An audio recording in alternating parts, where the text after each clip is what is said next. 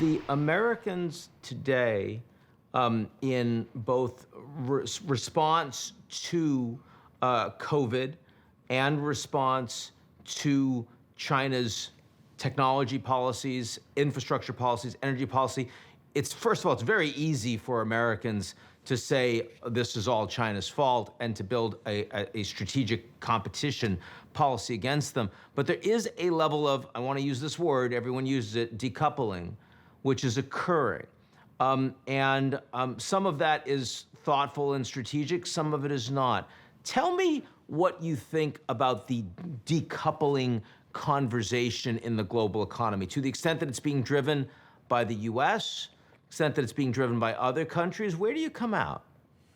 Look, I think superficially, there's no doubt about it. If you look at something like trade, for example, you think about the peak, sort of peak trade, I believe is around 2006, 2007. And since then, we've seen sort of more regionalization, more balkanization around the world. So that we can definitely pick out trends that would point to greater decoupling that's occurring. I would argue, however, that would be far too simplistic an understanding of the interplay and interlinkages, certainly between the United States and China.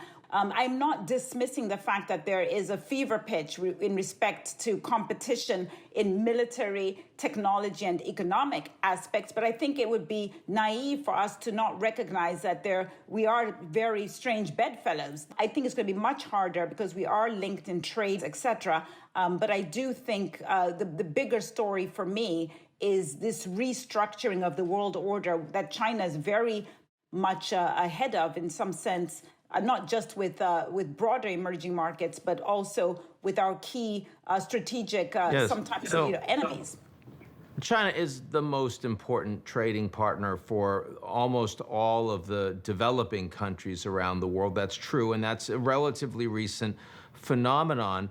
I wonder if you actually see a relatively, not necessarily smooth, but an accelerating path towards a China-led global bloc of developing countries, which seemed to be what you were suggesting is coming. And I do. And I suppose my lens is colored by the fact that I'm an economist. And so people ultimately across the emerging world, where 90% of the world's population lives, are worried about continuing economic progress and improvements in livelihoods.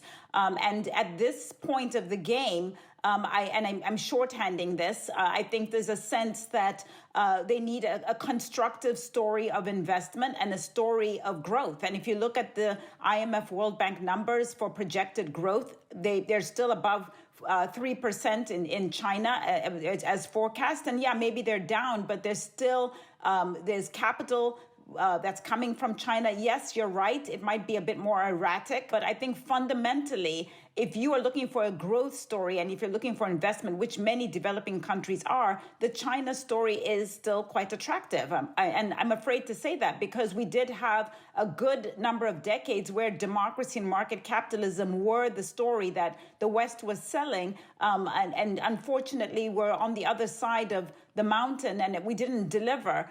People like myself who are very pro-globalization and felt there were a lot of gains to be had. I think there were gains, but I think the narrative has been usurped by a sense that actually they were not shared and somehow globalization didn't work, which I disagree with. But I think that's the narrative that we're up against. And that's why China has an upper hand.